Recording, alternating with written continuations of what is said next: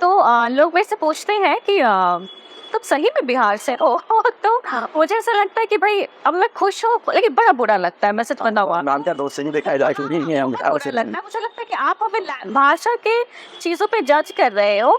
तो ये कहीं ना कहीं इसी चीज़ को तोड़ने के लिए मैंने इंग्लिश अकेडमी या the school of language and skills की शुरुआत की कि जिस चीज़ में हम बिहारी पीछे हैं ना, उस चीज़ का एज अ स्ट्रॉन्ग स्किल में इनकलकेट कर सकूँ हमारे लर्नर्स। और मेरा एक सपना है कि मतलब जो ग्रामीण इलाकों की जो जो नौजवान हैं, जो मतलब सीखते हैं भाषा के लिए, जिनको लगता है कि नहीं वो उनको स्टेज फियर है, वो माइक पकड़ के बोल नहीं सकते हैं, इंटरव्यू फेस नहीं कर सकते, मैं उनके लिए काम करना चाहती हूँ। मुझे लगता है कि बिहार के जितने भी युवा शक्ति हैं, अगर उनको लगता है कि नहीं उनको स्टेज फियर है, वो इंटरव्यू फेस नहीं कर सकते, कम्युनिकेशन स्किल में प्रॉब्लम है, वो ज़रूर हमारे पास आए और मैं उनको हेल्प करना चाहूँगी।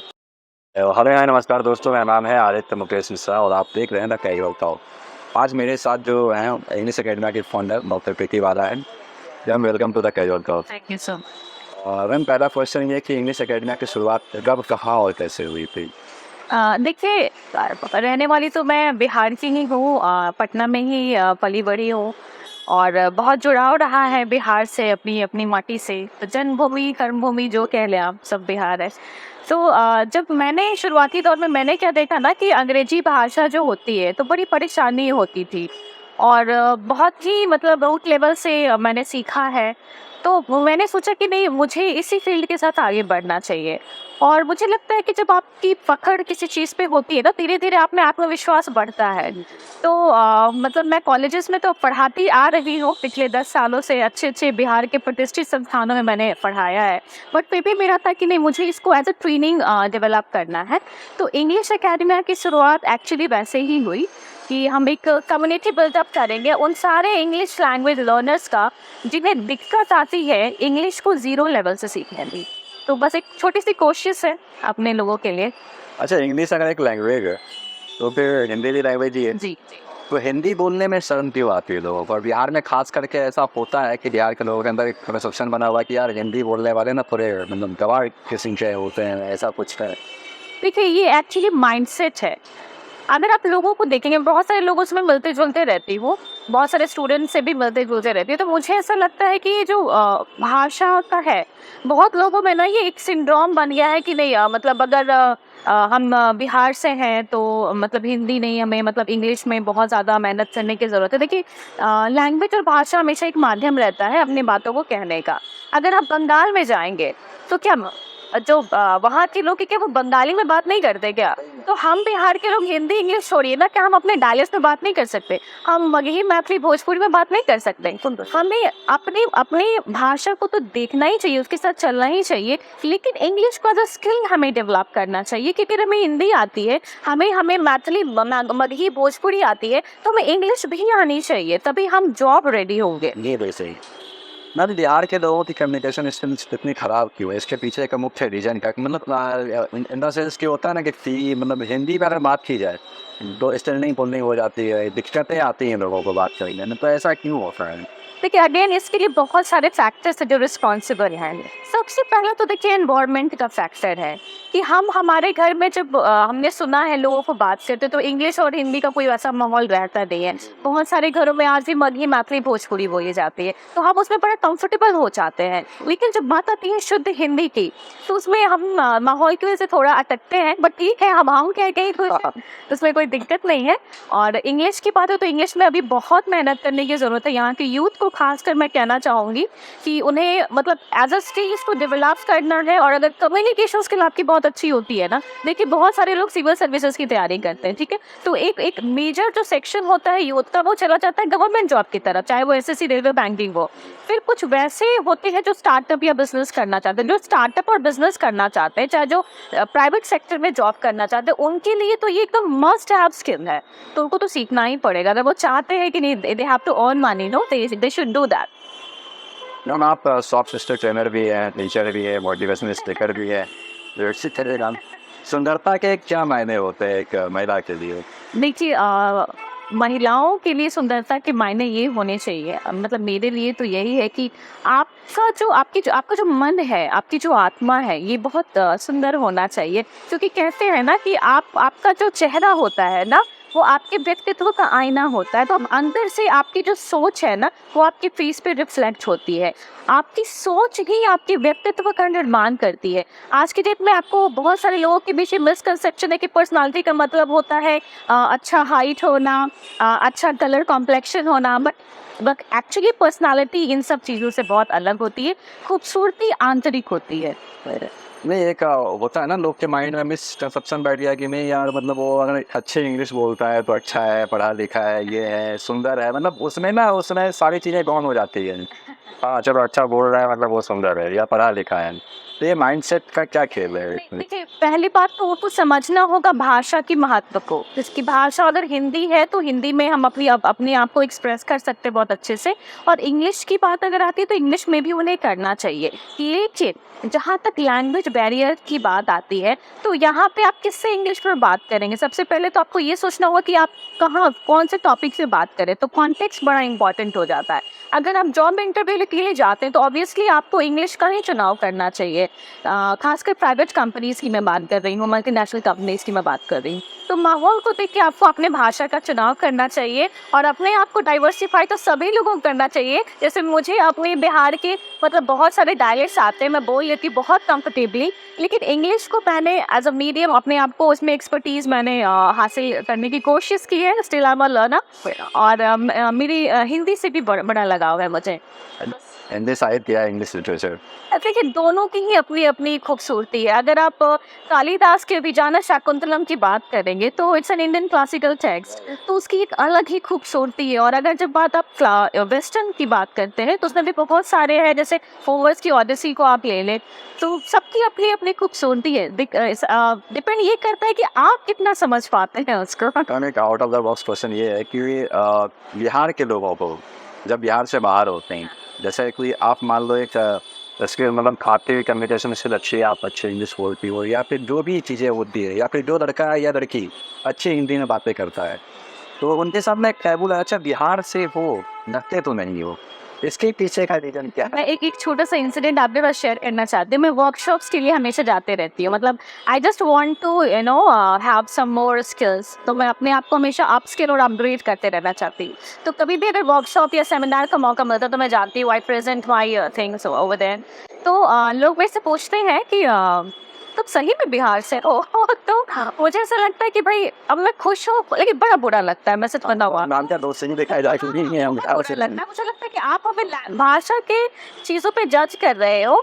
तो ये कहीं ना कहीं इसी चीज़ को तोड़ने के लिए मैंने इंग्लिश अकेडमी या the school of language and skills की शुरुआत की कि जिस चीज़ में हम बिहारी पीछे हैं ना, उस चीज़ का एज अ स्ट्रॉन्ग स्किल में इनकलकेट कर सकूँ हमारे लर्नर्स। अच्छा आपको नहीं लगता, मान लो ठीक है आपके पास कोई सीखने आता है, आप सिखाती हो उन्हें, आप ठीक है आप तुम इंग्लिश सीख लो या हिंदी अच्छी कर लो, लेकिन क्या होता है कि आपसे अकेडमी से बाहर निकलते सड़क पर से बात तो ऐसे ही करनी होती है जैसे नॉर्मल बातें होती है। अगर वहाँ पर कोई शुद्ध हिंदी बोलता है या फिर शुद्ध इंग्लिश में अगर वो बातें करता है तो वो बिहार में खास करके अलग नज़रों से देखा जाता है। अच्छा हिंदी में बात करता है लेकिन इंग्लिश में बात कर रहे थे, वो एक चीज़ें आ जाती है ना वो। यही तो देखिए, यही तो माइंडसेट है ना। यही देखिए, लोग आपको रोकेंगे, आपको आगे बढ़ने से रोकेंगे, लेकिन अगर आप एक बैलेंस्ड माइंडसेट के साथ आगे बढ़ते हैं ना तो आप नहीं रोकेंगे। आपको पता है कि इंग्लिश इम्पॉर्टेंट है, आप उसको भी सीखेंगे, और जहाँ लगता है कि नहीं भाई हिंदी में बात करना चाहिए तो आप हिंदी में बात करिए, इसमें कोई प्रॉब्लम नहीं होने चाहिए। अच्छा बिहार के जो देहात से लड़कियां आती है उनके दिमाग में ना ये फिट है कि सुंदर दिखने के लिए अच्छा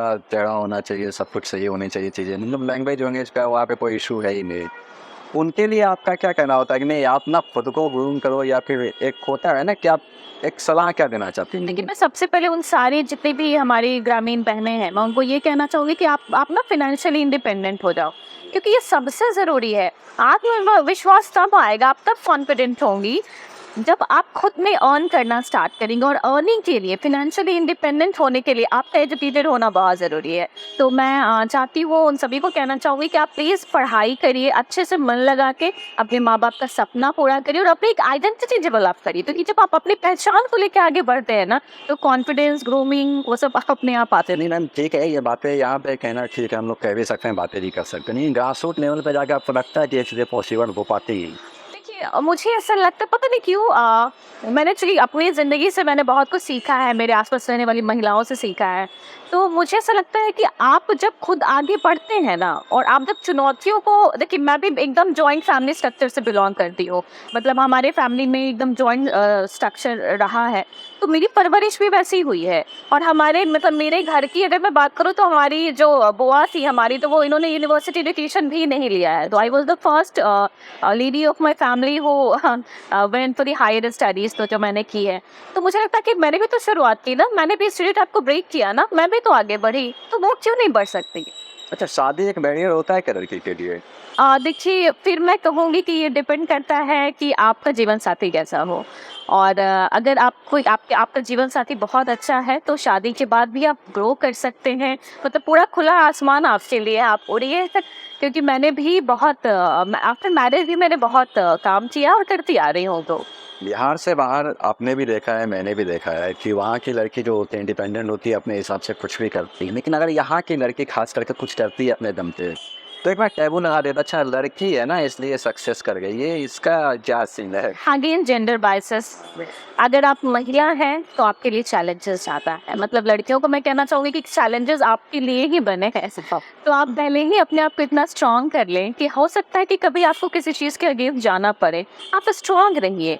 और आपका एजुकेशन, अगर आप एजुकेटेड होती हैं ना, तो आप में एक अलग सा आत्मविश्वास आता है, आप फाइनेंशियली इंडिपेंडेंट होती है और अपनी फैमिली के साथ साथ आप सोसाइटी को भी सर्व करती हैं। सही बात है। तो फिर मुझे लगता है कि प्रॉब्लम्स काफ़ी हद तक कम हो जाता है। तो लेट्स इंस्पायर बिहार क्या है? देखिए लेट्स इंस्पायर बिहार एक अभियान है जो बिहार के लोगों के लिए बिहारियों के द्वारा स्टार्ट किया गया है। और इसके संरक्षक श्री विकास वैभव जी हैं और उन्होंने इसकी शुरुआत की है। और मुझे लगता है कि मतलब बहुत सारे लोग इस मैसेज को ज़्यादा से ज़्यादा लोगों के बीच पहुंचा रहे हैं। बौद्धिक जागरण फैला रहा है ये अभियान और बिहार में विकास के लिए ये कार्य कर रहा है अलग अलग क्षेत्रों में। मैम बिहार में शून्य से लेकर समाधि तक को परिभाषित किया है। फैक्ट तो यही है, आर्यभट्ट से लेके गया तक हमारे पास। बिल्कुल बिल्कुल। लेकिन उसके बाद भी लोगों के दिमाग में ना एक माइंड सेट है, बिहार मतलब नेगेटिव एक इमेज बन के आती है लोगों के दिमाग में। क्या लगता है उसके पीछे की वजह क्या है? मुझे लगता है कि लोगों को अपने बिहार के बारे में अच्छे से पता नहीं है और उन्हें खुद की कैपेसिटी के बारे में पता नहीं है। जब आप अपनी क्षमताओं को जानते हैं, जब आप अपनी अपनी माटी के बारे में, इसके इतिहास को, इसका गौरवशाली अतीत जब आप देखेंगे, तो आपको लगेगा कि ये उन्हीं विदुषी महिलाओं का की भूमि रही है जहाँ पे गार्गी, वाचकनवी, मैत्री जैसी महिलाएं थी जो उस समय एजुकेटेड थी, जिस समय एजुकेशन महिलाओं के लिए होता नहीं था। तो हम उनके वंशज हैं, तो हम क्यों नहीं अच्छा कर सकते? हमें हमारी क्षमताओं को पहचानने की ज़रूरत है। आने वाले समय में डॉक्टर प्रीति वाला का समाज के प्रति क्या योगदान रहेगा? देखिए मैं महिलाओं को और मतलब खासकर महिलाओं के लिए मैं ज़्यादा से ज़्यादा काम करना चाहूँगी और मैं कर भी रही हूँ। और हमारे लेक्चर्स पर बैठ के आपने पूछा तो बता दूँ, उसमें एक हमारा नारी शक्ति का एक चैप्टर है जिसको गार्गी चैप्टर हम लोग कह रहे हैं, नाम हमने वही दिया है। तो इसमें हम लोग महिलाओं को लेकर एक साथ एकजुट होकर काम कर रहे हैं अलग अलग क्षेत्र में, चाहे वो शिक्षा हो, समता हो या उद्यमिता हो। तो जो महिलाएं एंटरप्रेन्योरशिप के क्षेत्र में आगे बढ़ना चाहती हैं उनके लिए हम इंस्पायर कर रहे हैं, फैसिलिटीज़ प्रोवाइड करने की कोशिश कर रहे हैं। और जो एजुकेशन के सेक्टर में अच्छा करना चाहती हैं तो उनके लिए भी हम स्लम के बच्चों को भी पढ़ा रही हैं। गार्गी पाठशाला हमारा चलता है, तो काम हो रहा है। मतलब मुझे शिक्षा के क्षेत्र में मैं काम करना पसंद करूँगी। महत्वपूर्ण सवाल, आपने समाज को, सोसाइटी को बहुत नज़दीक से देखा है, एज अ टीचर भी आपने देखा होगा। कंटेंट क्रिएशन के नाम पे जो अश्लीलता फैली हुई है, कितना सही है कितना गलत है? सरकार को इस पर क्या मतलब एक्शन लेना चाहिए? देखिए कंटेंट तो बहुत सेलेक्टिव होने चाहिए, क्योंकि देखिए जनरेशन जो है, अभी जो टाइम चल रहा है, मुझे लगता है कि हम हमारे आगे आने वाले पीढ़ी को क्या अश्लीलता देंगे? तो मुझे लगता है कि हमारे आगे आने वाले पीढ़ी को बहुत, जब हम थीमेटिक अप्रोच के साथ आगे बढ़ेंगे तो वो कुछ ज़रूर सीखेगी। मुझे लगता है कि थोड़ा सेलेक्टिव होना चाहिए, गवर्नमेंट को इस पर रोक लगानी चाहिए। हमारे बच्चे, हमारे जो यंगस्टर्स हैं वो काफ़ी मतलब इस चीज़ों को लेके काफ़ी ज़्यादा उनमें फैल रहा है, जो कि मुझे लगता है कि सही नहीं है। जहाँ जब बात करियर की आती है तो उन्हें करियर के लिए सोचना चाहिए और इन सब से मुझे लगता है वो डाइवर्ट हो रहे हैं। सरकार को क्या कदम उठाना चाहिए इस पर? बिल्कुल उठाना चाहिए। भविष्य की क्या योजना है आपके? देखिए वैसे तो मैं आपको बता दूं कि मैं पास्ट और फ्यूचर नहीं, मैं प्रेजेंट में जी रही हूँ। लेकिन फिर भी भविष्य के बारे में अगर मैं देखती हूँ खुद को, तो मुझे लगता है कि आगे आने वाले समय में हम हमारे बिहार की महिलाओं के लिए, खासकर ग्रामीण इलाकों की महिलाओं के लिए हम ज़रूर कुछ करेंगे। मैं खुद भी इसको करूँगी, मतलब मैं अपना 100% दूँगी। और मेरा एक सपना है कि मतलब जो ग्रामीण इलाकों की जो जो नौजवान हैं, जो मतलब सीखते हैं भाषा के लिए, जिनको लगता है कि नहीं वो उनको स्टेज फ़ियर है, वो माइक पकड़ के बोल नहीं सकते हैं, इंटरव्यू फेस नहीं कर सकते, मैं उनके लिए काम करना चाहती हूँ। मुझे लगता है कि बिहार के जितने भी युवा शक्ति हैं, अगर उनको लगता है कि नहीं उनको स्टेज फ़ियर है, वो इंटरव्यू फेस नहीं कर सकते, कम्युनिकेशन स्किल में प्रॉब्लम है, वो ज़रूर हमारे पास आए और मैं उनको हेल्प करना चाहूँगी। पॉजिटिव वे में बिहार कैसे आगे बढ़ेगा अंतिम क्वेश्चन?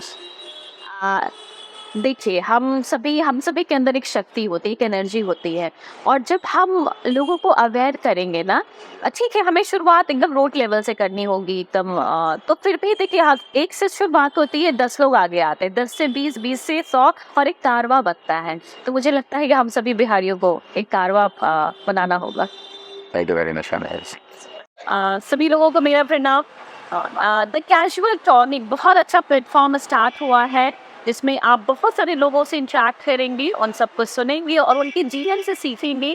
क्योंकि जनरली क्या होता है कि जब आप इंटरव्यू देखते हैं ना, तो बहुत सारे जो सेलेक्टिव मुद्दों पे बात होती है, बट यहाँ पे कैजुअल टॉक्स है, जैसा कि टाइटल भी है इसका। तो मैं आप सभी से रिक्वेस्ट करूँगी कि आप ज़रूर इस हमारे पेज को फॉलो करें, लाइक करें और सब्सक्राइब भी करें, और जुड़े रहिए, देखिए, सीखिए अपने बिहार को और अपने माटी को जाना है। Thank you.